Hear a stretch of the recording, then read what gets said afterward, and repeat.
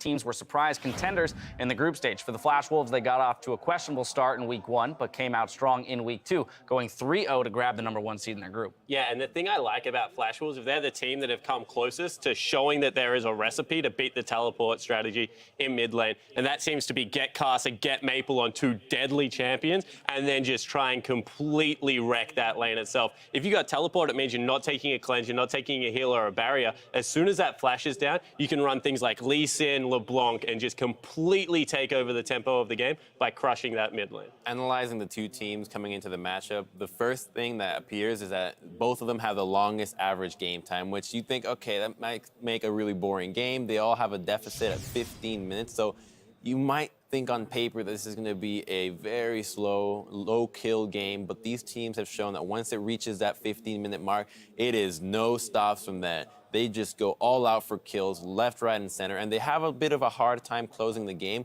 which would make things a lot bloodier, especially because these teams aren't picking very powerful siege, with the exception of their long-range AD carry. Or, I mean, if we see a Tom Kench with Jinx, then that would even be a very viable strategy because you can just get her out of it. It also makes you wonder how these two teams are going to approach playing against each other. When you look at another team and you say, well, they also like to go late, or maybe not like to, but their games also tend to go late. Should we make an adjustment that says, you know what, we're going to attack the early game and we're going to completely change our play style to work in contrast to what they do, or just try and do what they do better?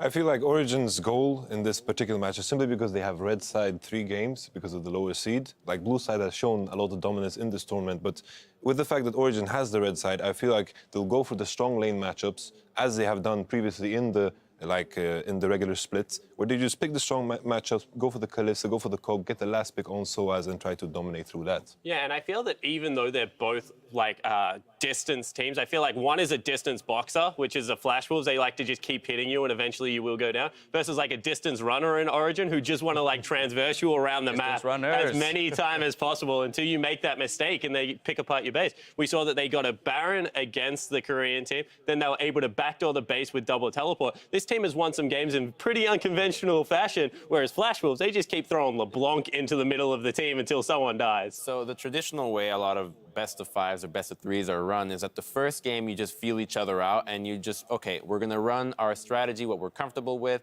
and it's a team composition that has a very set pace to it. So we might see somebody go with a very crazy all-in early game or go with a stronger late game. And then the second game, that's the one where the teams make the decision, okay, how effective was this specific style against it, and what did they seem vulnerable against? And that's when you see a really big shift in how the play style and the team composition that the teams are running, and adjust it to the best-of-5. So the first 2 games for me are the ones that are going to dictate this entire series. Well, Spawn's analogy has made me a fan of Origin by virtue of being a distance runner myself. I want to take a look at some of the players, though. Someone on Flash Wolves that we were looking at going into the tournament was Stake, saying that he might be the weak point for the team, but he really has stepped up and been a rock for his team. Yeah, and look, this isn't a flashy player. This guy's not going to go out there and get you the big pentakills, but he's a very good peeling top laner. He can initiate when he needs to, and he also played the Lulu actually pretty well in the game that they ran it with the LeBlanc. So this is a guy, he's probably not going to excite you on Summoner's Rift, but he certainly is a linchpin that does his job very well. And the one thing I will say about Stake is he groups at the right time. One of our criticism of top laners like Dyrus, like Soaz, is that they get caught a lot. Stake pretty much plays that supportive role, so it's very hard to catch this guy out and force an error. I feel like Stake, even though he has exceeded my expectations, which were very, very low, I don't think, like, still, Stake, I think he still had some issues. I just remember this game in particular where he was laning against Pain Gaming's Mylon, where he struggled a lot in these counter matchup. He was playing Darius and he was playing against Agnar, which is a counter matchup, as I mentioned. And I feel like Soaz on red side in 3 games is going to get that counter pick. And if Soaz is in a dominant matchup against a player that he knows he can dominate, he shines. But if he plays against a better player he knows is better than him, then he gets kind of destroyed. Yeah, would definitely look for Stake to pick up the damage, as he's one of the lower damage share top laners for his team. Crumbs looking over at Soaz, the guy, though, on the other side of the screen, who, again, you hear the crowd pipe in there for just a moment because he is a hometown favorite. He holds a different role on his team. He's expected to carry, but struggles with some inconsistencies. Yeah, you know, the split pushing just isn't there. He gets caught out a lot. If you're trying to be a split pusher guy, you need to always know where the team is. And that might be a fault of the team communication, not letting him know that, hey, there's a lot of people coming your way. You need to back off the wave. And we've seen him innumerable times just getting caught out in 1v1s, getting ganked, and just not really fitting the split push pressure that Origin needs. And that might be the reason why their games are really taking that long to close out. Because when you die as a split pusher, you really slow down the pace of the game, and it's horrible when you do that. But, you know, I'm a little worried for him. He has done well, especially in some of the team fighting, but when he tilted in that Cannon game, I don't want to see that for this time around. Now, the picture of consistency, though, for Origin has to be Niels, the 80 carry, the rookie coming in here and performing tremendously on his first international stage. I don't think he's going to get Kalista, that's for sure. Niels has been the most solid player in the team together with Mithi, in my opinion. And I really like the idea of they have in the draft where they prioritize the Kalista. If the Kalista is out of the way, they pick the Coke and try to pick a strong matchup for him that he can pressure. All right, well, with all this information in mind, before we head inside the packed house for game one, let's get you guys on record. Who do you think's coming away with our first quarterfinal series? Flash Wolves or Origin? Spawn, it looks like we're starting with you, according to the graphic. Yeah, all right. So I have been hit up so many times today to please not pick my team. So Origin fans, you can breathe a sigh of relief. I'm going with the Flash Wolves today. I think that if you talk about a super sub, you have to mention NL. This guy didn't play the game one and was able to completely take over. They're even cheering the fact that I went for Flash Wolves. This is ridiculous. All right, Yamato, you're up. Well, I have to just go with Origin because I have experience playing against him in the best of 5. There it is. There it is. I have experience playing against them in the best of 5, and they are very energetic throughout. They are good at adapting. Their coach understands the draft and how to adapt properly, so I expect them to do exactly the same in this matchup. Split desk, Crumbs, you're the tiebreaker. I mean, I'm nervous now to say this with the crowd behind it, but I think just from the blue side advantage, this is going to be a really long series, probably 5 games, but in the end, I'm giving it to the Flash Wolves. Ooh. Wait for it. Are you giving there it is. There it is. Are you giving it to the Flash Wolves or to the blue side? Oh. Flash Wolves, man. They're playing on the blue side. Well, that's what these guys think. It's clear that the crowd might disagree. The stage is set, so we're going to kick it to the caster booth for game one. And as we go, we'll hear how Stake and the Flash Wolves are back and playing to win after their rough international debut as the Gamma Bears back in Season 3.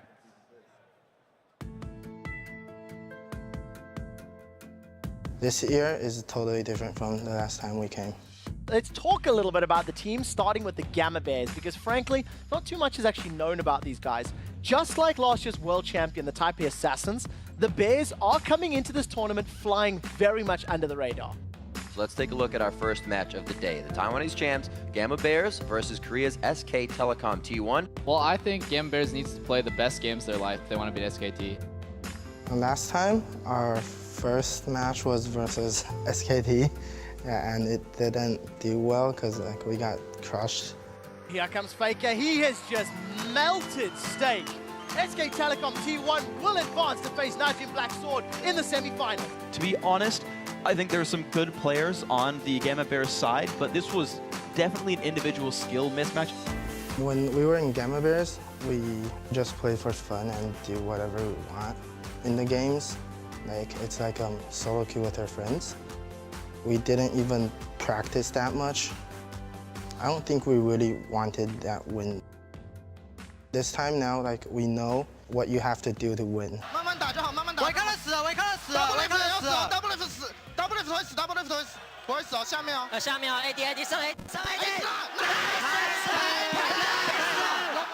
It was impressive to see all the players really stepping up, and I'm really excited to see who they stack up against, because I think they'll just get better.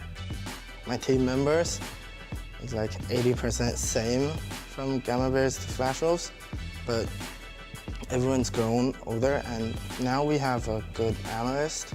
The whole team, every team member wants to win. We practice a lot. Our relationship is better, so I think we're more as a team than we was then.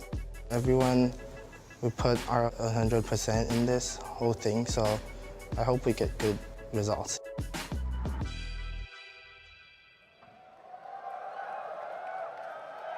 Hello, governors! Welcome here to London. We are ready to start our quarterfinals. I am David Freak Turley, here to bring you guys all of today's actions with You know, my favorite of colleagues, we've got Mitch Crepo, whose last name is too long to pronounce properly. All right, mate. Wonderful. Force Pulse, whatever. And the recently knighted Sir Joshua Jat Leisman. I didn't know that happened. Yeah, it didn't actually happen. Okay, then. But it was on the prompter, so I read Starting it. off telling lies already. Yeah, it's mostly how this goes. Either way, guys, we are getting ourselves into the game. It's going to be an absolutely wonderful one here. As you heard the players talk about the Flash Wolves, most of them formerly known as the Gamma Bears, were at Worlds a couple years ago, had a really short run. Here, they topped their group, including Coup Tigers. Many didn't even expect them to get out of the group, so honestly, so far, it's already been a great World Championship for the Flash Wolves. Yeah, and I think both these teams were happy to kind of get each other in the draw. As strange as this sounds, Origin was really excited when they realized they had Flash Wolves. But I think Flash Wolves was kind of happy about Origin.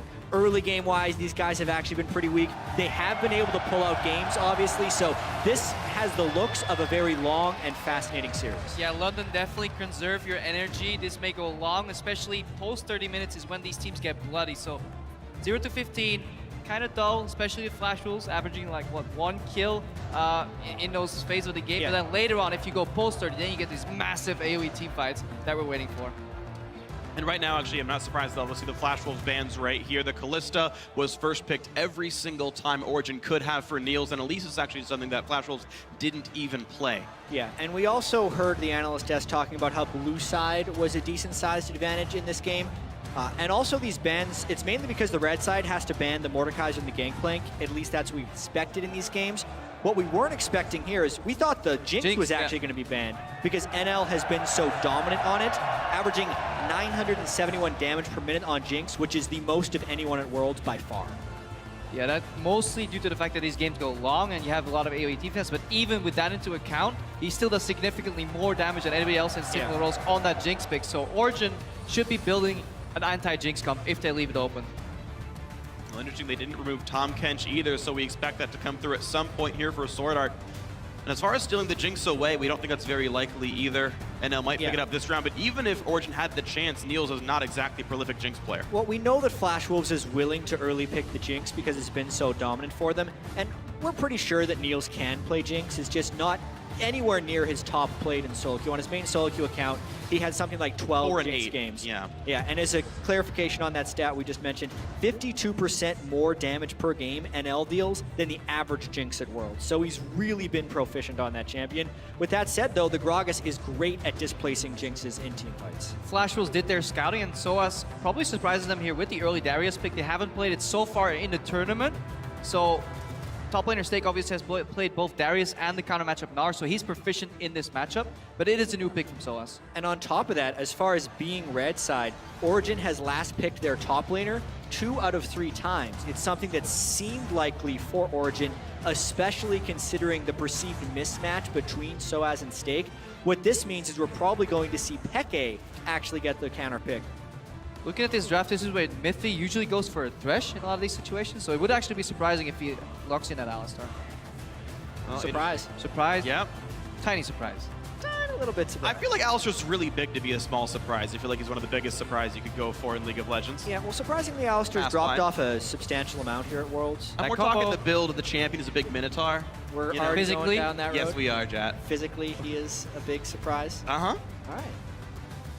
Well, here we go. Flash Wolves, the last few champions. No surprises here. The 3rd LeBlanc game of the tournament for Maple. His proficiency for Assassins at 7 out of 7 Assassins so far at Worlds. And Sword Art's Morgana also. Standard, a little bit surprised not to see Tom Kench, but Morgan is. I think Origin's already looking for a lane swap with these picks because the bot lane matchup, it plays so easily. Morgana Jinx plays so easily into a melee support with Sivir. You never get punished almost. You can pretty much control the tempo of the lane. And then in that top lane, you have the Gnar counter pick to Darius overall. So I would expect some map movements at least to scout out where the lanes are settling in for Origin. And Flash Wolves has got to be really happy with this draft so far. They pretty much have nothing but comfort for the people that are playing these champions. And not only did they get comfort, they also got counter picks in a lot of situations. Gnar is seen as, once he gets ahead, a counter to the Darius pick. Morgana has been spectacular against Alistar so far at Worlds. It's one of the reasons for the fall off. And counter picking in mid lane against the ball isn't something that is actually that easy to do. Unless the Nivea is the counter pick that no one ever knew about except for Froggen. So this is going to be a fun one. Peke running the old graph. Yeah, counter picks in mid lane. Nivea. When you get to a Nivea blank, we'll counter pick there. This is going to be interesting. So Origin, the only bans picks they got to really spend here was that third Lulu ban and the first pick, Darius. All they've done as far as options was limit Stake down to a Gnar. Everything else, Flashwolves got to pick whatever they wanted. But I mean, look at Origin. They have such a beefy front line. Darius combined with Gragas and then Alistar support. Then that requires 2 heavy damage dealers. I don't think Anivia Sivir really suit that role. They can ramp up a lot of damage over time in fights, but it's rough. Well, even Anivia, you have to kill twice. If we're trying to think of Maple, who has carried multiple games on the Blanc so far, group stage, like destroying someone at the start of the team fight, really hard to do here against a Spell Shield, an Egg, an Alistar, a Gragas, and a Darius. Like, he doesn't have very many good targets to hit, and in that way, Origin has picked a pretty smart team. And that's what's great about those then it puts even more onto NL's shoulders. Maple can't burst almost anyone. Okay, we know that one, but you still got this Jinx who's putting the highest damage per minute of the entire tournament, so maybe it's a lot on NL. We'll see if that happens because, guys, we are getting ourselves into game 1 of the quarterfinals, and you, as always at home, are part of the experience. Tweet at Lollies with the hashtag FWWin or hashtag OGWin. Let us know who it's going to come down to. Of course, this is a best of 5. A team has to destroy 3 Nexi over the course of the series to win the whole thing. So as we open the first game in London, let me hear you one more time. We are into game 1 of the quarterfinals.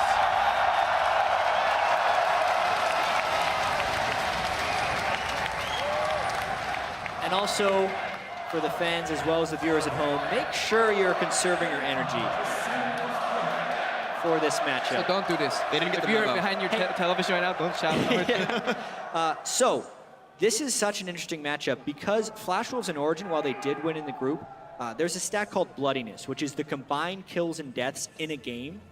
Within the first 15 minutes of the game, the Flashwolves have averaged 1.6 kills or deaths across all of their games in group stage, which is by far the lowest of any team at Worlds.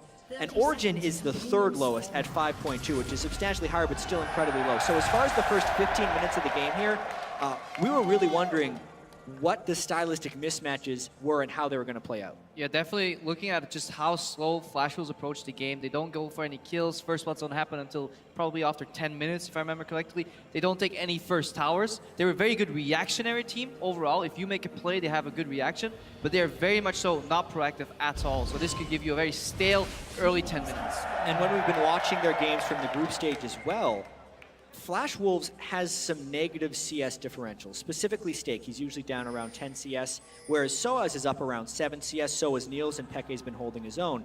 But Origin has substantially more deaths in the early game because they're playing their lanes very aggressively and have been punishable by ganks, which will be the question of whether Flashwolves is aggressive enough to take those opportunities or if they're just going to get bullied by Origin in lane. And that's what's so interesting, just to sort of show you guys the level of sort of over-aggression. Niels, Mithy, and Soaz are combined 3 and 18 in the first 50 minutes of the game. But as you guys mentioned, Flashwolves don't take many early kills, so the question is, will Karsa show up in these lanes and punish that over-aggression? Yeah, they have those CS differentials positive with all those deaths, which shows you how well they're actually CSing. Right, both bot lanes now heading into the laning phase. Both got a camp, so we could actually see more explosiveness than we've been used to. So far in this tournament, very few lanes have actually taken a camp. NL and Sword already level 2. Miffy's looking for that experience. He's caught out in the brush here, so they're going to eat some damage and be zoned off that way for a bit. Wow, yeah, and Sword Art actually did have Binding. It was down for a short time. Smithy was able to walk up for a bit, but they both match level 2 here. Yeah. So that means Miffy is likely going to skill heal and just end up playing sustain, unless he goes for combo and some aggression. Oh, he's going in. Goes right in. Double knockup in, and Elspeth's drone, but Ignite is on. Black Shield mean nothing. There was already a first blood. There was a time where Black Shield was down, and it got abused. This is such a bold move. Whenever you bully an Alistar early, you force him to skilling heal. Mr. says, none of that. We're going in, and they go on NL. The hard carry for late game Flash was finally blood already. Who needs heal on Alistar when you can kill somebody? Level up, heal that way. Yeah, that is so huge for Origin's lane, especially with the standard laning phases. Flashwolves just overstepped their bounds. They were a little bit too aggressive, and now the question is, will it get turned around? Karsa would be in position for a gank. But Amazing's coming down. Mithy does not have Flash. He just burned it now. He's running away from a Binding, and Karsa will end the knockup. Now there are multiple TPs available, and the team is coming in. Karsa now on the wrong side. A Flash body slam by Amazing. Gets the second kill for Origin. And this has been such an improvement here for Origin. when we saw them fall apart towards the end of the last day of group stage, a lot of it was in the early ganks and not matching teleports with the likes of LGD or KT. Here they have more teleports than Flash Wolves, so as matched Stake. Peke could not be matched by Maple, and it ended up just kind of drawing them off of it so that Origin could turn that around. Spectacular start for Origin. Absolutely incredible here. So you talk about the fact that your lanes are supposed to be winning anyway. So as in fact already ahead of Stake. The teleports got canceled on both sides essentially here, but now just everyone's doing incredibly well. Even Peke's ahead in lane. Yeah, as these lanes progress, Stake should pull ahead of SOAS, and honestly, if you play it 10 times, NL and Sword Art should win that lane 6 or 7 times, but they just got outplayed. They didn't respect the fact that Mitty had combo. He didn't even have to use his flash, so he preserved his flash, which allowed him then to turn that gank around. Karsa got counter ganked by Amazing. Oh, he can break the black shield. No, he can't do enough damage in time. Gotta wait for the barrel. Yep. Yeah, they needed to wait for the Gragas barrel to pop, break the black shield, because it's only a rank 1 black shield on a 21 ability power early game Morgana. Or space out your combo. Still worth 84. Kill the black shield with your W, wait, yeah, then knock. But it's tough to do that on stage. Yeah, speaking of that though, players will naturally make more mistakes as the stage gets bigger because the pressure increases throughout this. Flash Wolves beforehand wasn't necessarily expected to win that group. They came into the second day with 1 and 2, maybe not as much pressure on them, but now against Origin on this bigger stage, they were confident in that bottom lane fight and overextended, which is one of the reasons they now have to play from a hole. I'm actually very interested to see how this mid lane matchup plays out. LeBlanc into Anivia. Seems incredibly hard to land that Q, and I want to know what Pekka's going to do build-wise overall. If he keeps this very slow build, or he alters it into more of a teens-oriented build, so he's defensive against the LeBlanc, and has more wave clear and CDR to just keep the pressure up. Because if Maple's allowed to roam, he could balance out that early advantage that Origin have acquired so far. Yeah, and the only game we have to judge this off of is when Peke played Anivia against TSM in their first game at Worlds here, and he went the very slow build. Yeah. Peke did a Catalyst into a Tear of the Goddess, but it was against TSM, a team that doesn't make many moves early on in the game. And as far as the scouting report goes, Flash Wolves has not taken much initiative either. They generally wait for the other team to engage on them and then are very good at reacting. So I would actually expect maybe Peke works in a little bit of magic resist, but I'd expect the slow build of Anivia here as well. Yeah, Rod of Ages into Athenes is a possibility, or even early Athenes. If you farm enough, you can go into Roa afterwards. But SOAS, he's continues to have this push pressure in the top lane, which we don't expect to see in this matchup. And honestly, Karsa should have probably swung around to even that out. Yeah, one of the biggest benefits here for Origin is because they were able to get those kills early. Amazing and the rest of Origin have been able to get some wards deep within the jungle of Flash Wolves. You can see a ward right in the perfect area between the Gromp and the blue buff, which is why SOAS has been so safely able to push up there, not to mention the pink ward he has in the river. Very few areas of attack if Karsa actually wanted to stop that push. And Amazing's already doing it some more. He's got the Raptor buff on him, so he knows there's no ward spotting this invade. He's making sure everything's the way it needs to be. And he's up on the top side in case there is some kind of dive to be had. Looks like that's not the case, though, as Niels on the bad side of it. His support is not around, still taking a ton of damage. 200 HP, and now comes the teleports. Peke and SOAS both have them. They're both in already. The wall misses, but NL loses his flash as soon as he gets it back. SOAS lands the apprehend. 2 more attacks will do it. Sword Art's already dead. He's gonna bleed to death.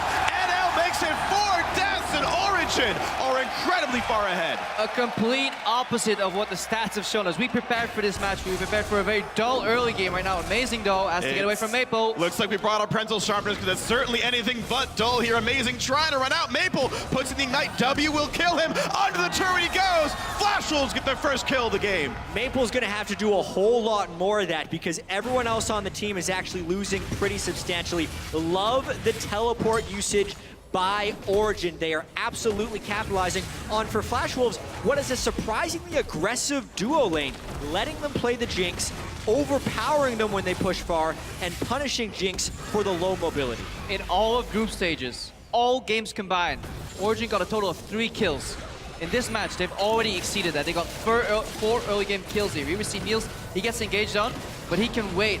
And then he can wait for Mythic to come in and then double teleport is allowing Origin to punish this play. This is the first time really we've seen in group stages that they can punish plays with proactive teleports. When we watched the VODs, Origin was either second to teleport or not teleporting at all, or putting themselves in positions where they could get outplayed by a teleport. This time, they're mastering that summoning spell. And every time Flashwolves try to fight the bottom lane, something goes wrong for them, overstepping past an Alistair, getting TP'd down and behind, and not respecting the double teleport at all is really hurting Flashwolves here. Yeah, the 3 kill stat you just mentioned, Krepa, was in the first 10 minutes of the game throughout all of group stage, so they have surpassed that with a very active early game thus far, and Flashwolves hasn't responded well. Watching all Flash Wolves games during group stages, you know, they've always actually been a slow team, second slowest average game time in the LMS. So it's kind of out of character for them to make aggressive moves. Normally they're very good at reacting to aggressive moves and punishing, but that hasn't necessarily been the case here. We'll see how many turrets they can trade back to keep this game close. Well, you're going to see that trade not going to happen just yet as the bot lane does get cleared away for a little bit there. Maple looking for an aggressive play. The stun will not land though. Peke doesn't get the Q out in time. Mid lane turret's taking plenty of damage, but bot lane still being sieged upon. And the 3-man group is far too much for Amazing to deal with. Flash Wolves get their first turret of the game. We also have to mention how hideously far behind NL is. He's gone an Avarice Blade and a Longsword, whereas Niels has completed the BF Sword. Sometimes you get the BF Sword to pickaxe mismatch. This is a BF Sword to a long sword, to a very small sword. Mismatch. That's true, comparatively. NL has to be able to swap around, but honestly, where does he actually go? It is so difficult to push against an Anivia with a blue buff in the mid lane. And if he goes to the top side, they lose even more dragon pressure and pressure on them. Now this is what Origin very often does well, is where they farm well in split lanes. They play the map on 3 lanes. What they do poorly though is that they die very often trying to farm. Well, he should have the egg. Plenty of damage there on to Peke. Maple will not take the double damage frostbite there. And yeah, you're seeing Maple, the one bright spot, the only guy with kills, not even an assist on it, still trying to do work for Flash Wolves. Well, you can see exactly where they're trying to attack. It's very hard to attack an Anivia, but if Maple can take Anivia back to base, then they would have a chance of pushing mid lane. Luckily for Origin, they picked an incredibly potent wave clear composition, which is kind of just a really good way to stall and let Anivia hit those late game power spikes, because even if Anivia cycles down, you still have Sivir, 2 of the best per position wave clears in League of Legends. Looks like with the mid wave cleared away, and even though Darius and Anivia are back in base without teleports, a 3-man dragon attempt here for Origin. There aren't many good wards for the Flash Wolves, and there's going to be no contest. And this is usually where the Flash Wolves trade a turret. Whenever a team goes for a dragon, they would switch to the other side of the map and get a tower, because they're so far behind in this game already. Soa's really waiting for NL, who's so far behind his opponent. Flash Wolves cross-map, and Origin are just soaking a farm in every single lane, and that deficit is only going to get bigger for the Flash Wolves here. Jeez, look at that, the preemptive early chompers, and NL runs backwards. He is afraid of Soaz. Well, they are both flashless here. Should be totally safe for this Darius. Flash Wolves are at least keeping up in farm. You look down the scoreboard right there, and actually NL, despite being 0-2, actually still has more farm than Niels. So the farm game is keeping it up. It's only an 1,800 gold game. That's actually not that big for what the scoreboard might have told you. Flash Wolves have a fighting chance. Problem is though that Maple has to look for these assassinations, as we pointed out in Champs Select already, it is incredibly hard to kill somebody in one go. Maybe twice you can get them, but getting through the Anivia egg, getting through Spell Shield, getting through the Gragas and the Darius' health pools is just almost impossible for Maple right now, especially if Origin is putting decent vision on the left side and the right side so they don't get surprised and get outmanned. It's going to take a lot of time, and one of the favorite combos for Flash Wolves during group stages was Maple nearly bursting someone to death and then NL killing them with the Super Mega Death Rocket. So having NL in a deficit this early on in the game is so crucial as far as the win conditions go. Meanwhile, Mithy taking up plenty of aggro, walking back safely in a beautiful explosive cast, pulls Karsa back into the team. It's actually Flash Wolves losing the summoner spell. Well, same with Mithy though. He did Ignite. Use Ignite on the Karsa, which is kind of what prompted the flash. Yeah, Mithy, this pick makes sense in the sense that Mithy, in the first 15 minutes, died 7 times in group stages overall, just trying to get that vision in. If you have Alistar, you can avoid a lot of these deaths by just popping your ultimate, so you can see it. He's very confident going in because he knows he always has a backup plan. He still has his ultimate available to do this again. And with a tanky Amazing nearby, they can just force the vision in and keep the game on their tempo. What kind of moves can be made? Maple already wanted to make a play onto Mithy, not going to land the chain. Headbutt Pulverize got him underneath it. Spell Shield needs a Flame Chomper, nothing else done. Yeah, so you can really see Flash Wolves trying to shrink the map here. They have NL and Maple consistently in the mid lane.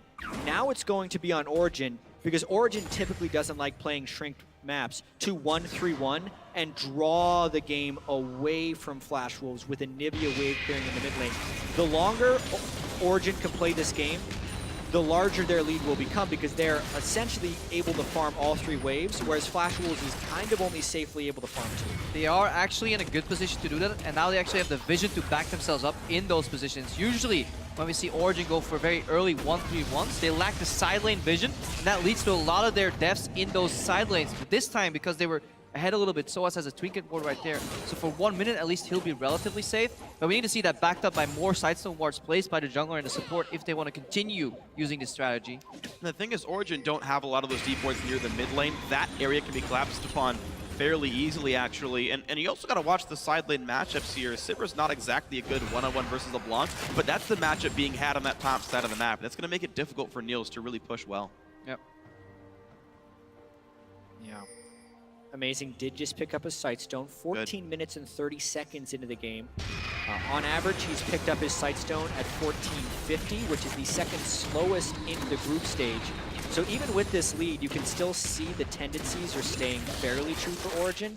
And if that is also true for the rest of the game, expect a lot of split pushing and hopefully better warding for Origin, because as Crepo mentioned, that has been how they have made mistakes, is they're trying to draw the game to the outskirts, but they are getting punished pretty heavily for it. Well, With a lot of their death coming over in those sides. Yeah, absolutely. Niels sidestepping some more. Pink ward and green ward traded there. You got to see a second ago that top lane was being pushed by Maple first, and then Niels had to collect that wave. So top lane, up until the team roamed up to cover the Sivir, Maple was getting the push lead there. And the game has stalled out. The same gold lead has kind of remained stagnant now. Mostly due to the matchup in the bot lane. Even with an advantage gained by teleport, Soaz can't push it home because he's still in a counter matchup. And as the game goes on, especially say 15 to 25 minutes, that matchup gets the most pronounced because that's when Gnar starts picking up these items like that Frozen Mallet, and he can keep his opponent at bay. That was exactly the item power spike I was going to talk about, and he completes it right now. So you can actually see, because of this, Origin is starting to group up more towards the mid lane, and they're trying to force it onto Flash Wolves a little bit. I will say that Flash Wolves, we made the joke about Stake absorbing in the top lane because he can take a losing matchup and not make it matter that much. Flash Wolves as a team has probably been the best absorbing team at Worlds because they've had to play against so many teams who have beaten them in the early game. Both games against the Coup Tigers. Coup Tigers had immense pressure, and Flash Wolves has been able to take these little micro sacrifices to get them to a point in which they can reach power, and that Frozen Mallet for Stake is when they start winning the split push war and is their window back into this game. Yeah, the Flash Wolves are actually comfortable being this much gold behind because they only led once at 10 minutes, and that was only a 66 gold lead. And then at 20 minutes, they're usually behind. They've only led like twice in the group stages. So if this doesn't get too bad right now, you're actually comfortable playing this game. Just keep your eyes on NL, his positioning with the help from Sword Art, if they can turn a fight, mostly around the Dragon. An objective that Origin actually doesn't like fighting around too much. It's true. Oh, we speak about Avians, you know, with dragons running around and Nivea and whatnot. I want to point out. Speak about Avians? We're now speaking about Avians. We are now speaking about Avians. Avians is the topic. Yes. I want to speak about a really quick mechanical thing that Pekka does not know about. When you deactivate Glacial Storm, it actually does an extra tick of damage. Then you can use that to last hit, do a minor bit of burst. Pekka doesn't know about this. He's actually waiting until the Glacial Storm regular tick damage kills minions, then deactivates it, and actually wastes a little bit of mana doing that. I did not know about this. He got it about 6 months ago. Meanwhile, top lane fight, Soaz feeling good about basketballs orbiting his opponent, but Carson now showing up as well, and it's going to be quite hard for the Darius manages to land one tick of the heel, but Sword Art out to land the ulti, and Stakes in there as well. The entire team is top lane as punishment for Origin taking a dragon. That is a lot of people in the top lane, and once again, this is an example of a very small sacrifice Origin makes, the second dragon, as a window to get back in the game, because if they can now use that pressure to take the top lane turret, they'd be even in gold. But Peke, with some nice cross-mapping, keeps the pressure up in the mid lane. That's a good wall, but they don't go. NL is alone down under that turret. Amazing doesn't go for the dive.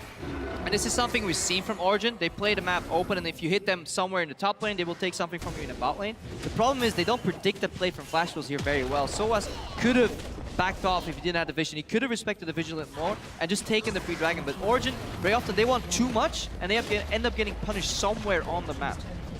And it ends up being a trade of turrets. Top lane outer goes down thanks to the Flash Wolves gank. The Origin persistence in the mid lane knocks one down for themselves. We do have a late tier coming out for Peke, so he is still planning on scaling up quite slowly. That is a recent tier, by the way. Rod of Ages was first and is nearly completed. It's not super, like it is around 200 stacks, so once he's able to upgrade it, he'll get it, but yeah, 200 tiers at 19 minutes out of 750 is really, really slow. But we mentioned earlier, average game times. Flash Wolves average 41 minutes, 53 seconds. Origin, 42 minutes, 24 seconds. The 16th and 15th slowest teams at Worlds thus far. So I think he's going to have the time to let it complete. So what you're telling me, Jad, is a 30-minute Rod of Ages is okay in this matchup? It'll max out. If you're playing it off Well, statistics. Seraphs, he already has a lot of ages. But yeah. Well, yeah, they stack. There's almost no unique passes in that item. 6 row of the dream. Overall, we saw a very explosive opening of the game with NL and Sword Art going aggressive and getting punished twice, one by an outplay, second time by teleports. But as we've been talking on a little bit, the game has been stale. As I say that, we may see some action though. Flash, headbutt, pulverize comes in, Maple goes back in! Whoa, the massive outplay, jumps back, Juke Smithy, there's nothing else to do. Beautiful by the Flash Wolves mid laner. In case you didn't notice, Maple is really good at LeBlanc. Basically, 2v1s right there. Mithy landed the CC, but he's like, well, what do I do? My AD carry's not close enough to follow up with anything. Niels dies in the side lane yet again. So Origin honestly needs to shrink this game down a little bit. Flash Wolves is killing them in the top and bottom lane. And Origin needs to work around the Anivia and the team fighting that they have built up in their composition. Origin just need to improve their warding right now. It was really good at one point, and that's very often when they place all these trinket wards down, because Origin have a tendency to place a lot more trinket wards as opposed to just sight wards. But then once that vision drops, they find themselves in the dark with no really follow-up play, and that's exactly what's happening right now too. They're not making much plays with vision, and then yeah, Niels gets caught here. He can disengage, but they want the outplay. Yeah, I mean, the fact that the chain landed as Mithy engaged is really what sentenced Niels to death right there, and he used the spell shield earlier on. That's now the second time Origin has died in either the top or the bottom lane. In the group stages, as far as where the teams had their deaths, it was a really cool stylistic difference. Flash Wolves only suffered 5 deaths in the top or bottom lane as far as positions on the map, but Origin had died 29 times there. It feels like Origin is continuing to push these sides and look, usually suffering some casualties. Flash Wolves finding it yet again, but there is double teleport, spell shields, the first distortion. Trying to get away, a bunch of bars come through, and here comes everybody. Peke trying to get away from this one. Karsa half health, knockup comes through, but it doesn't do all that much for him. Niels forced to run and hide, he's almost out of health there. Soaz in the front lines, forced to run from the rockets. The zap hits Soaz though, which means Maple can come in for the chain. Soaz will be rooted for another couple of seconds. Here comes the team. Snake! Oh dear! Poaches an egg as Peke goes down, and Flash Wolves take the kill lead.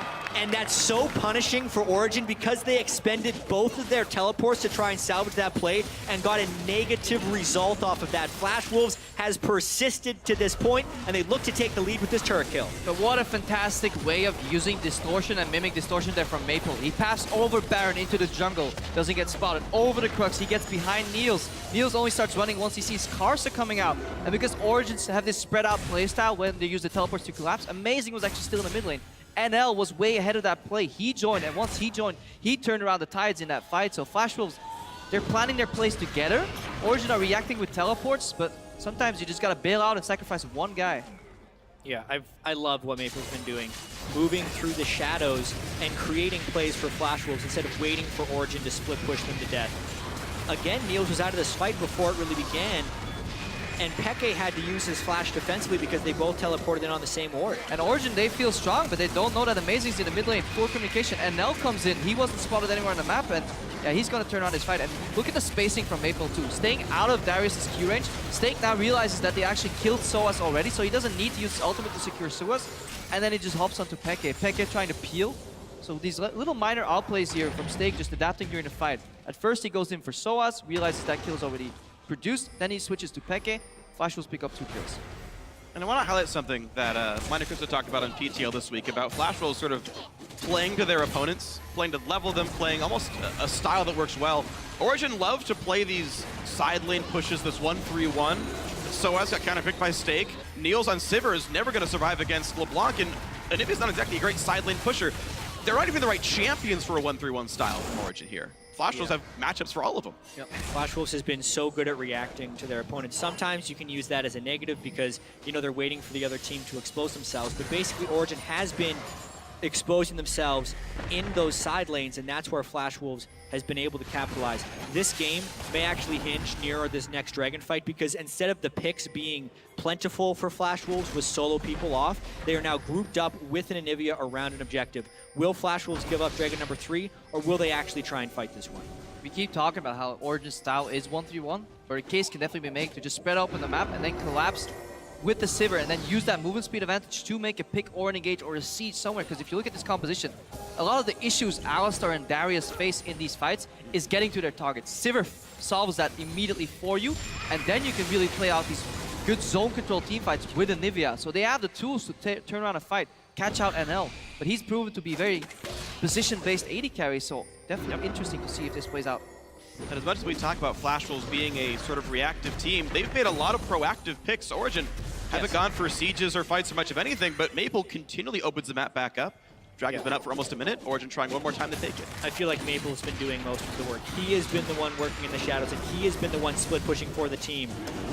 Backwards chain is not the best way to start this, but they do have Anivia zoned out. This could be a fight. Attempt of steal for Carson will not happen. Sorted down a half health. Black shields himself, so Maple goes in. Chains only Mythy. He could re-engage his pops the ulti and flashes to leave headbutts immediate to go out as well. Sivir was already popping his timed out, and now Stake will look for a slow. One auto attack would slow Chain Mythy. They're gonna go for this one. The chain will land. Headbutt won't create enough distance, and that will be a kill for NL with the Super Mega Death Rocket.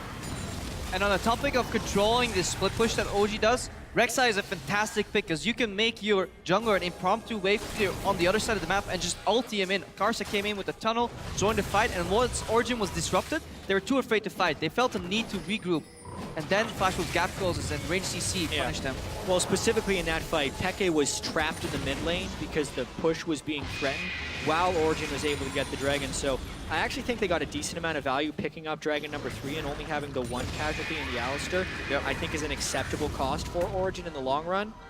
Even so, it does appear that they've kind of lost control of this game, and now their win condition really is more centralized. They need to be able to take Dragon 4 and 5, as well as try and control Fog of War around Baron, of which Origin has really poor ward coverage where they need it right now. Yeah, it showed Flash Wolves a way to win these fights. You really want to repeat the same scenario over, where you have Maple on the side, picking people off, Karsa going in and then zoning Origin, and then picking up the targets with repetitive CC, while keeping NL safe. Whereas Origin, they just want to group up, get a really good CC chain coming. Gragas and Alistar combine their efforts to really lock somebody down, and then meanwhile you use your tankiness to your advantage, so that Maple can't really go 1-for-1 in that trade. From that point onwards, Origin do win the fight. We'll see if that kind of team fight can happen. Then at the front line holds, and they can deal with the 2.5 threats here. Double teleport is up, but of course so is Stakes, and so is Karsa's ultimate. And keep in mind, there are kind of 2 teleports per team here as far as matching map movements. A great find on a Peke. Chompers underneath. Not good for the Anivia. Pops the egg, and now here comes the follow-up. Has nowhere to run. Eggs don't seem to roll uphill. Peke goes down 7-4 for Flash Wolves. Binding to chain to Chompers is just no escape once they're getting hit by this first CC, and Origin is just not grouped at the right times to keep this Flash Wolves composition at bay. Yeah, just not respecting the range of these soft CCs, following up by hard CCs. Peke has flash available, he could have backed out. He can also put his ulti down and just walk further away, just avoid getting hit. But again, NL opening with a beautiful zap there, and then lack of respect for Peke. It cost them a tower. That's turret number 5. Flash Wolves have knocked down 2 of the 3 2 turrets now, and the entire team sitting up in the top side of the map now around Baron, around that recently dead red buff. And lights going on here for Origin. No wards around Baron whatsoever. Yeah, there's an upgraded sweeper on Karsa and on Sword Art. There is still a pink ward in the inventory of Stake, and honestly, Origin just hasn't been in the proper position to get the wards up that are necessary. Amazing has a very small window now, as well as Mythy, to get these defensive wards up around Baron area. Such a critical time. This is actually, for Flash Wolves, this is the cost of taking that second turret. They think it's worth it, but they've kind of lost a little bit of control of the jungle here, where with the way Origin is being caught out of position, Origin needs to set up shop here and get a pick of their own, because they are getting completely punished by Flash Wolves. They trade the Baron control for push in the bot lane by Stake, and also getting a base time for all their members to spend the gold. So in that sense, Flash Wolves They lose a bit of the map, but they gain some potential momentum down the line. We need to see if they can actually deny enough vision here from Origin. Because Origin, they're fine with losing the map as long as they can sneak in 1 or 2 wards on this Baron area and just prevent the Flash Wolves from doing clean Baron. Because if they collapse, they have a fantastic team to collapse on that Baron area. Whoa, Hava getting collapsed on right there. Anivia melts Maple, gets another one. 4-0 and 4 for him. Now Minty caught up, has to pop the ulti, but does he really even get away with this one? Low health, does walk out. A lot of ultis burned. Salty. Amazing blocks it. I think we're seeing here Flash Wolves on their very comfortable champions. And when we swap sides of the map for the next game, that might be what Origin has to go off of. The blue side is a huge advantage in this particular matchup because of the comfort that Flash Wolves has, more so than it would be for even a normal team. Because when Flash Wolves is at their best, it's on this specific set of champions, especially with Maple on an assassin like Maple. Or like LeBlanc that we're seeing one. And NL just took a giant chunk of damage thanks to the Baron, and Peke's TP is up. There's actually room to make a big play because Maple and NL have to leave the map and heal back up. They could conceivably even Baron and they'd probably get it. Yeah, Stay can obviously match Expected there and slow them down. Origin looking for vision here. So many wards though in the area still, so Flash Wolves will play with perfect information. And mid tier 2 is the target. Origin go for the much safer choice. That does go down. Origin keep the game within 3,000. Dragon up in a minute. The Flash Wolves have shown they have broken this game apart. Nice slow. It's just, there it is. They look for the play into NL. Black Shield comes in before explosive cast cam, but Soas trying to frontline for the team. Amazing, incredibly low. One last rocket does it. The Steak's flanking. Well, unfortunately, the team can't join yet thanks to the Anivia Crystallize, so Stake will just buy some time with the Frozen Mallet. Undeterred, though, keeps the CC going towards Mithy, and yes, these guys are going to chase. Anivia stops it. Yeah, we're starting to realize why NL actually does so much damage, because his zaps are on point. Every single kill so far has been started with either 1 or 2 consecutive zaps landing by NL. That ability is pretty hard to land. He just slows them down just enough that they don't want to flash out because they don't want to waste it, but he can rack up a couple of hits. Then when they do flash out, it's very often too late because they just chase and then he gets the kill. This is the big play, though. Dragon spawns up, and Origin knows Flash Wolves want it, so they start away at Baron, but missing one sweeper, don't kill the last ward in the pit. Flash Wolves know if it's a bait. It's such a hard play for Origin to set up right now because of the amount of vision they need to clear. Gotta go for it. Yeah, they don't walk in with Mithy. Right now, Amazing would have an upgraded suit, but he's been dead, so this is in vision of Flash Wolves. They're trying to collapse. They gotta finish it. Amazing can jump over the wall. Who's gonna win this fight? It goes to the red team. That goes to Origin. Here's the battle. Karsa alone in front, absorbing, gets dunked. Soaz is online. Maple's down. He's still going. He doesn't get the third as Azonius comes across. He gets some damage on his stake. He gets a kill. He's on to NL, and it's gonna be to save the game. Soaz gets a pentakill after Baron. And that's how you win a game. That's what you do. You just fall to the wayside throughout the mid-game, and then 30 minutes hit, Darius pentakill. Beautiful Zonias by Sword Ult, but it wasn't enough to stop the power of Noxian Might. 200 attack damage plus. Once he triggered that here, he was hitting the outer ring of his Q to heal up and power tank the game, and instead of trading a Baron for a Dragon, they have their cake, and they eat it too. All right, let's watch this again. Amazing comes in, holds his smite here, barrel, and then smites at the same time. Stay can't steal it, and look at Sword Art and where Maple is. They're still joining this fight once it's already half done. Deals, with his heal, survives long enough to deal some damage and then run out of the fight. NL is late to this fight, and specifically Maple actually got picked off. He wasn't sneaky enough on the LeBlanc. The stun from Peke just to set up Soaz for all of this power. Soaz actually pulls him out of Miffy's combo, but that little stun there coming from the side from Expected, that bought 2 hits that NL could have done in this fight. Those 2 hits were enough. If you don't land them, Darius on Soaz's pick there can chain heal from hitting those Q, and then suddenly he stays alive in that fight. So if Peke missed that stun, this could have been an entirely different fight. Yeah, I think this also speaks to the fact that Origin was really far behind, because after a pentakill, Baron, and Dragon, they're still up only 1,000 gold, but I think they do have a better team fighting composition as we saw in that cascaded Baron fight. So now, let's see how well Flash Wolves can repel this Origin push. We're going to try for it right here. Stone of the Wall will not land. Early Black Shield comes in. Now Maple around the back. Doesn't get much done, but Amazing is overcommitted, and he's going to get picked up. Carso low on the backside, so is Sword Art. This time, Flash Wolves have NL in the fight from the start, and then they have Maple distracting on the side. So there's two ways to play the fights. Either you focus on one guy, blow him up for the reset on Jinx, or you just make it so that they can't afford to focus on NL, and he just has so much backline damage. That was a really awkward engagement because as Amazing was going into the initiation, Maple had the flank position. So half of Origin had to go back to respect Maple, and instead they lose Amazing, which is better than the alternate of Maple basically killing Peke and then losing the whole fight. Mithy really trying to keep Maple on the backside. Forcing the ult out of Mithy, but it's a low health bar. Ooh, they nearly catch Peke with the rocket. I think that's push done. Yeah. Mithy's job in this fight is pretty much goalkeeping. He has to keep Maple away, intercept that distortion, either with a W or a Q. Neil's doing some damage here. Look at that crit though. It's still a 4v5. Keep in mind, Flash Wolves do not yet have the Mega on our ulti though, and not enough damage comes out of Maple. Sword Art also missing Flash means no engage, despite the fact that Amazing was back in base off of respawning. And as you said, push done. Yeah. I think this kind of goes to show how far this game is from a natural conclusion. With the Baron buff, Origin couldn't even 5v5 siege a middle turret. Normally it's the inhibitor defending turrets that are hard to take with Baron. The one that they just got pushed back on is the easy one.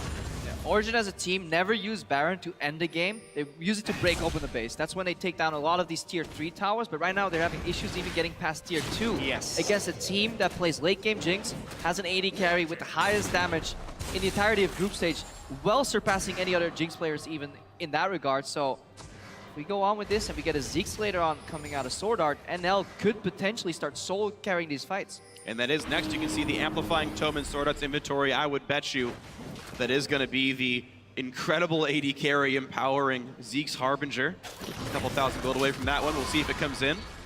They're trying to get that pick onto NL. They know he has no flash. Black Shield in, and Karsa front lines for the team. Buys a whole lot of time. Flash the way. Sword Art also buys a lot of room, but Soaz has reached the back line. However, Amazing got picked off. It's a 1-for-0 so far to Flash Wolves. Stake goes back in. He does have the ult if he rebuilds Meganar. Flashes for the slow on Peke. NL wants in. Gets chunked out by a boomerang. Still hitting Peke, though. There's the zap. There's the hit. He's an egg. That's going to be a 2-for-0 to Flash Wolves. And look at the beautiful zoning. Karsa goes in with a 3-man knockup, then Sword Art just positions himself as a blocker.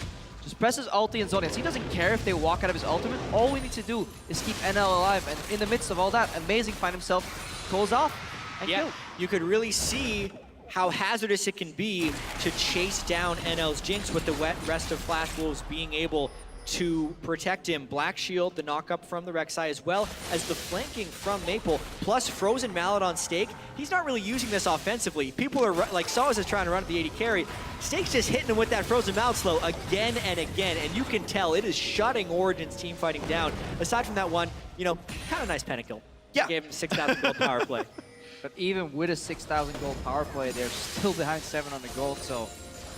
And this is the story of these games, so likely it will be the same game 2, 3, and 4, potentially 5. We get more explosion post 30 minutes. This game was action-packed by these team standards up until the first 30 minutes, but by tendencies, Flash Wolves has the bloodiest games post 30 minutes, and Origin the 4th bloodiest games post 30 minutes. So really, we've already seen a pentakill post 30 minutes. Well, what more is in store as these guys battle This is in store, because here we go. Sword Art Black Shields himself, but NL will not get grabbed. Maple's around the back, looks for Niels, doesn't get too much done, and now he's zoned out for a few more seconds. Stake is low, turns into Meganar, but it's a disengage. Change in approach from Origin. Instead of looking for the backline, they just pick away at these peelers, at these blockers, so they try and get Sword Art to force him to use Zonias or ulti defensively to save himself, not NL. And that way, you see Maple try and go for a flank, but he doesn't have the bravado to really combo. He just goes in and out, so not much damage returned from the Flash Wolves. Now keep in mind, as far as playing a disengaged game goes, we are 30 seconds away from Dragon 5 for Origin. They've managed to control that the entire time.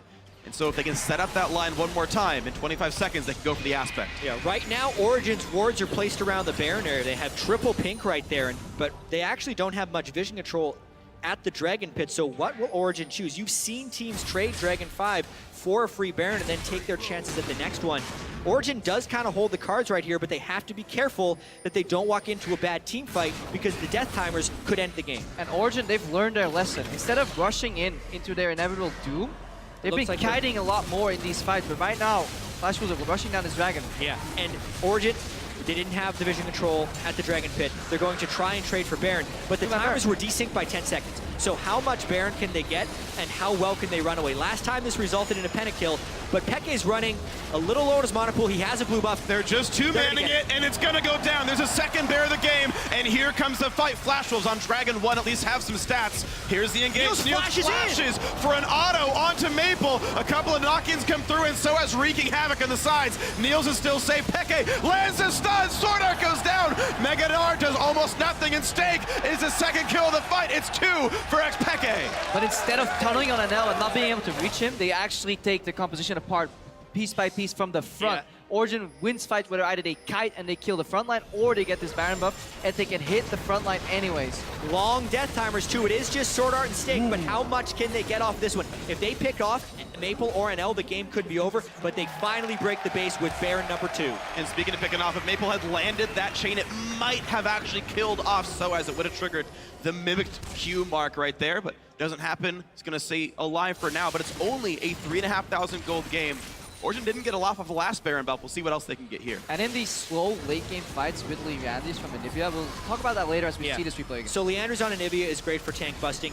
Darius is also pretty good for tank busting if you're going through here. You could tell Origin isn't actually trying to focus the squishies here. They're just trying to kind of play their own back line and just trade who has more damage. Origin has the better tank line, the better protection, so instead of them trying to dive, they are killing frontline. This is the proper way for Origin to play the team fights with their very tanky lineup. You don't want to give NL AoE rockets. Even though he was in rocket form, most of his offensive tools, hang on, Karsa. Most of his offensive tools were used on a single target only, not AoE. And then Peke, if you have to walk over Leandris' ultimate from Anivia, you will take so much damage over time in these rather slow fights overall. And you also want to make it as difficult as possible to flank on the block. When Origin commits people to the backline of Flash Wolves, they leave themselves exposed. Now they die. They're going to go for it. Turret goes down, Sliver ults in, so as the front as well. And look at Stake getting forced out. He is a barrel away from death. Niels gets the kill. It's a 5v4. A gigantic minion line going to be hard to answer. Soaz gets a shield. He walks forward. This turret is nearly already dead. Amazing takes a big chunk of his health bar. Rockets come in. That crit would have killed him, but it was only a normal hit right there. Another chunk comes through. NL forced to flash over the Anivia wall, but the inhibitor turret is dead, and Origin are not deterred. You can see Peke's Leandris Anivia is doing a number on Flash Wolves. And even though Origin had to kind of make a desperation play to get back into this game with the first Baron, that's a nice pick by Maple. There has been a distinct change in strategy in how Origin plays their team fights that is paying some pretty huge dividends. Flash Wolves not willing to give up though. That's a big time Rek'Sai. Peke is not there. He would almost need to teleport down to save this now. Karsa, he comes up lane. All right, everyone walks away fast enough that all is well. A death on Mythic, though, is still 35 seconds of Origin having to cede the map for now. There's no way they can go for a fight without him. This style that Origin is playing is fine in the current iteration of events. Look at the way they play right now. Stake is the primary target. They just don't want too many AoE rockets on NL. Black Shield gets used early, but because Miffy's playing Alistar, he can afford to do this with the Unbreakable. This gives time to stun, to barrel on Stake. Barrel even misses, because Stake doesn't even run. But Miffy's soaking more damage than Stake is. So you're trading support for top laner in these fights, and from that point on, they're winning. But if Flash Wolves finish Zeke's, which they have right now. Not even. Oh, they have it. They just have right now. Then this slow playstyle where you leave Jinx untouched may actually come to punish you, because you're looking at 90% crit on NL right now. Meanwhile, 55% for Niels, and there's double Randu and Zoman on the front line here, so it will be fairly hard to cut through those two. 90 when it procs, obviously. You still need to get the Zeke smoke, but that takes some time, and you usually get it easiest if you just focus on tanks, because they make it a lot easier to hit them, and then you can switch to these more priority targets. Niels is also full build. Sivir does a very deceptive amount of damage late into the game, especially now that the team fights are becoming a little bit condensed. The Ricochet is hitting many, many targets. If Stake and Karsa want to dive together, Niels gets to hit both of them. And really, this game has been controlled by Origin's ability to take care. Here we go. Niels gonna knock down that tier 2 turret after all. The Bloodthirster, he's happy to take a few shots and make sure it goes in. As we go 43 minutes into this one. As expected. Yeah, as expected, of course. Love it when a stat pans out. What's crazy is Origin have about 11,000 gold, roughly, in Baron power plays. If not for the Baron plays that they had, they'd be down like 6K in this game. Like, their ability to make these calls. This is what Europe is known for, by the way, is taking the Barons when there's a Dragon up on the map. It's worked out twice now. Yeah, and Freak, I feel like these teams are such a close matchup against each other. That most of these games will come down to very bold plays and their execution in those precise moments. I don't think this is a matchup where one team just outclasses the other or consistently makes so many super small movements that they win by a landslide. There will be a lot of back and forth games in this series. And as you talk about execution, Stake face X. Oh, jeez. Right before that, though, Maple, he got the Black Shield. He was ready up to go, launched himself over the wall, maybe make a pick, and he headbutted the wall as well. And I kind of killed out the entire Peke was ready. He had ult Q just to prep for it. Either way, we are getting ourselves back into this one. 23 seconds on the next chance for Dragon 5 for Origin. If they get this, they can take Baron during that duration, get both buffs on. There's already 2 inhibitors dead, so even Flash leaving their base would be hard. Yeah, Dragon 5 is huge here because Origin is actually set up to do so, and trying to get in on a zone control the Nivea, who, by the way, has a very timely blue buff, is incredibly difficult. They're trying to pop Stake's Mega Gnar before the Dragon fight. That's why you saw Pekka hit him over, but they're now rotated in position. This could be an end of the game. It's a classic Origin play. Just when you think they're going for a Dragon, they go for your base. Everyone is ahead of them. Everyone who's ever on a team with this Peke knows this move. They're already into the base, and Flash will go, dude, where's my base? Too late, it's already gone without even getting a kill. Origin dropped the Nexus in game 1. Classic Peke Soad shot calling, but it's actually Niels who led the way on that rotation. Everyone was thinking about Dragon 5, but Dragon 5 only helps you kill the Nexus. Why not just kill the Nexus? I love this bait and switch that Origin pulled here, especially game 1 in the best of 5. To win a game in this manner just gives like a mental blow to the Flash Wolves too, because they were, okay, maybe we can get back into the game. Maybe if we get this Dragon. No, our Nexus is gone. Well, that's the thing. I mean, this is literally 3 objectives in a row that Origin get because of the threat of Dragon 5, not because of Dragon 5 itself, because everyone cares so much about this. And I mean, just think about the prep these teams do. How much the LMS as a region and the Flash Wolves as a team fight around Dragon every single time. The team that gets Dragon 5 wins every game in that region because everyone always fights over Dragon 5. And if you win the fight, obviously you win the game. And Origin just read them. They're like, yeah, you have to care about Dragon 5. We'll take a Baron. We'll take another Baron. We'll take your Nexus. And every time, Flash Wolves go for the same play.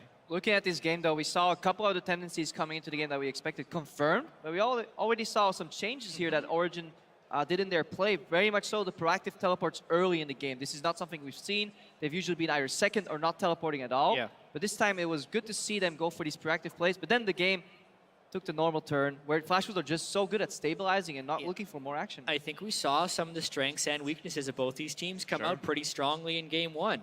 Teleport usage from Origin, but some lackadaisical play in the side lanes, and Flash Wolves showed how well they can absorb. And then at the end of the day, we got to see Origin back to the Nexus. So what way to start the series? It's a great way. It encapsulates all the strengths and weaknesses of both teams. But for an even closer look at that Origin win, let's send it over to our interview lounge with some expert insight.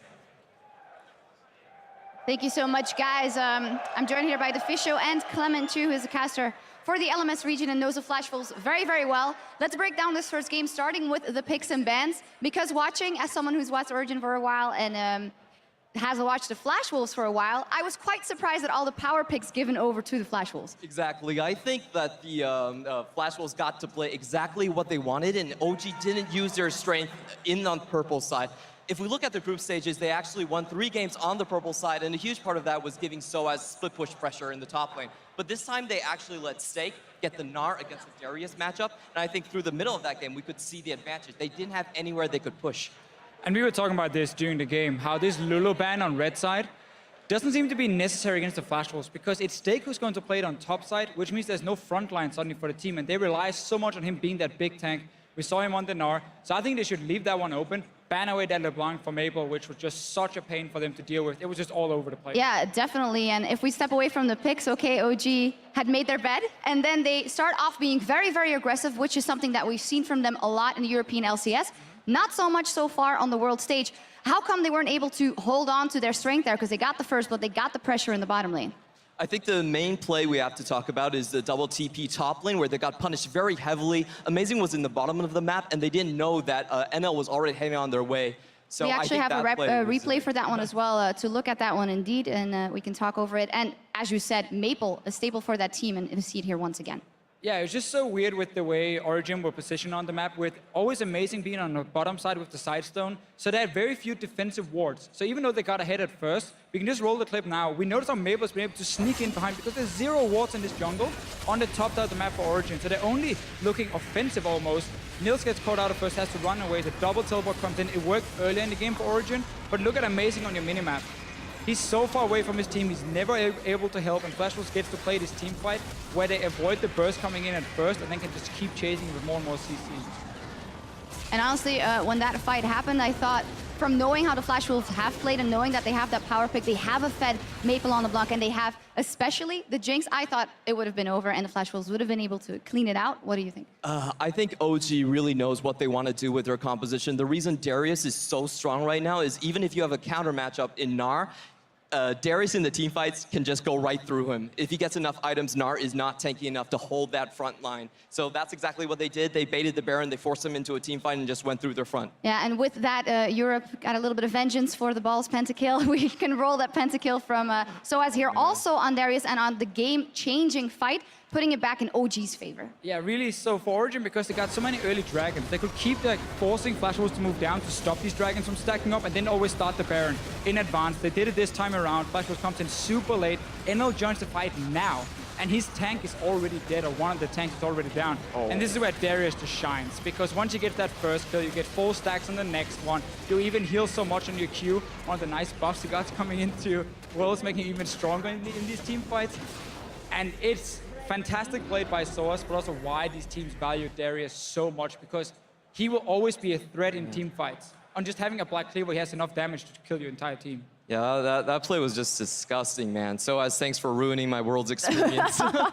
Game 1. Hey, Okay, game one. For game well, one. let's talk about that though. Game 1, from the side of OG, it is very risky to give the FlashWolves all their power picks and the ones they like to play, but if it pays off in this manner, what will that mean for the next game, knowing that OG will be on the purple side and FlashWolves, on the blue side and FlashWolves on purple?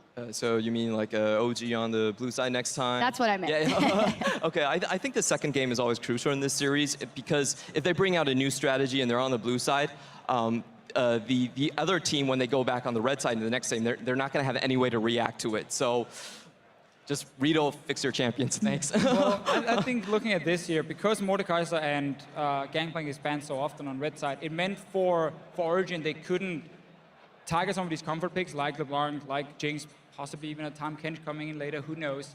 They should be a lot stronger on blue side.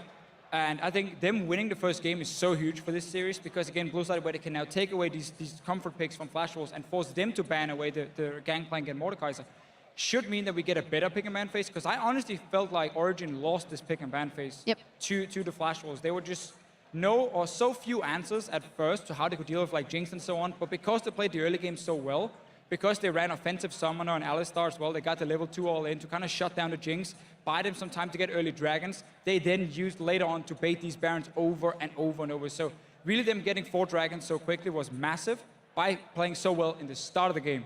They need to really fix that vision control though, because it also has to be defensive, otherwise you get picked off left and right. Yeah, and Maple, we know that he's great on LeBlanc, but he's good on a lot of different champions as well, so we'll see what happens. We have to step away for a minute, but when we come back, the FlashWolves will take to the Rift and try and tie up the series versus Origin. We'll be right back. Don't go anywhere.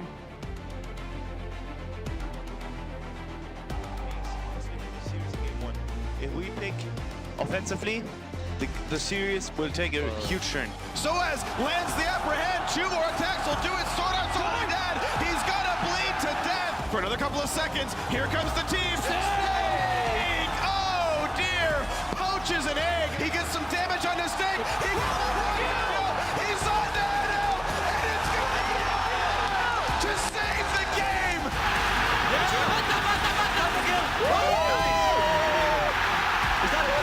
Niels is still safe. Peke lands a stun. Sword Art goes down. Mega Gnar does almost nothing, and Stake is the second kill of the fight. Origin dropped the Nexus in game 1.